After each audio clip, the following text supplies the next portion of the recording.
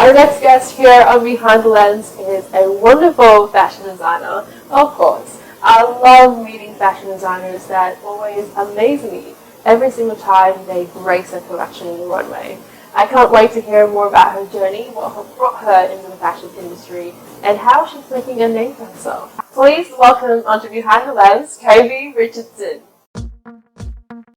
The glitz and glam is the fame, but it's the work backstage that makes the game. I'm Crystel and Bandal, your host. Come with me behind the lens and watch their stories unfold.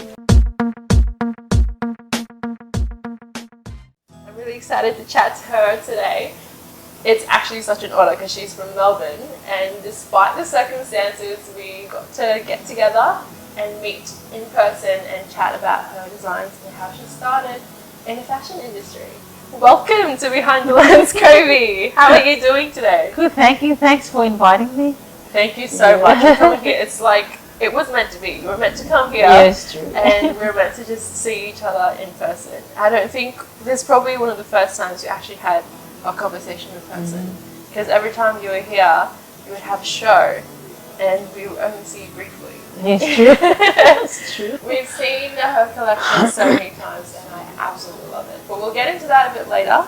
We'll talk about how you got into the creative side of you. Like when you were younger, were you always very creative? For saying that,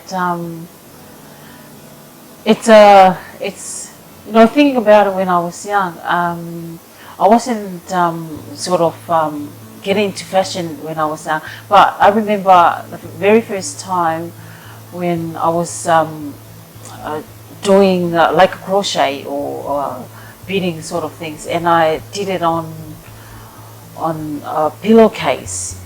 I was about 9 then or 10, around there, so I can't remember much. But from there onwards to my 12 years old, I started to fancy the clothes. I mean, I like. From a young age, she's always been inspired and passionate about fashion design. She's always had a love for beautiful garments, beautiful clothes, and beautiful shoes, accessories. Everything that caught her eye in the fashion industry, she's always loved it. She's always loved designing, she's loved sketching, and all she needed to do was learn how to turn it into reality.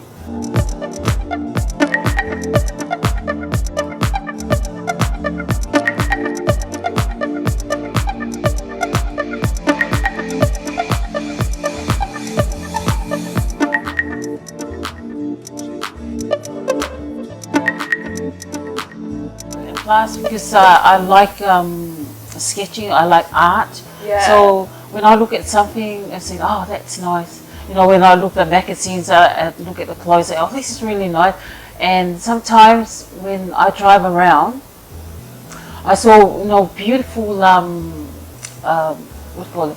Beautiful trees with the color, you know, different colors, and that's sometimes I said to my daughter, I thought, can you take a photo of that? And they say, what is it for? I said, I like to look at because I like the colors and the nature, and then I compare. Yeah, and is that how it's always been from when you were younger, when you were doing like the beadings and the crochets, the things that made you want to be creative were the things around you? Yes, yeah. We were talking about seeing your collection on the runway. We were talking about how it makes you so proud that you no longer start to hesitate yourself. That's right. And you can't get rid of those negative voices, but you have to learn how to manage it. So do you think you've gotten better with managing those negative voices? Like it's not overpowering you anymore? Yeah, I got better, and when I see my collections on the runway, it encouraged me and get my confidence back. And I thought to myself, if other people do it, I can. So I don't need to be, you know, if I know that that my collections are okay, you know, whatever other people's thinking, So not to worry about what other people are thinking. And but if I'm happy what I do, so that's the most important thing. I actually want to ask you maybe a different kind of question that you probably haven't been asked before, is if you were to talk to your mid-20s self, 24 or 25, the Kovie Richardson who was hesitating, doubting herself, and was in the financial circumstances that she couldn't become a fashion designer, is there anything you would say to her right now? I would say, I told you so.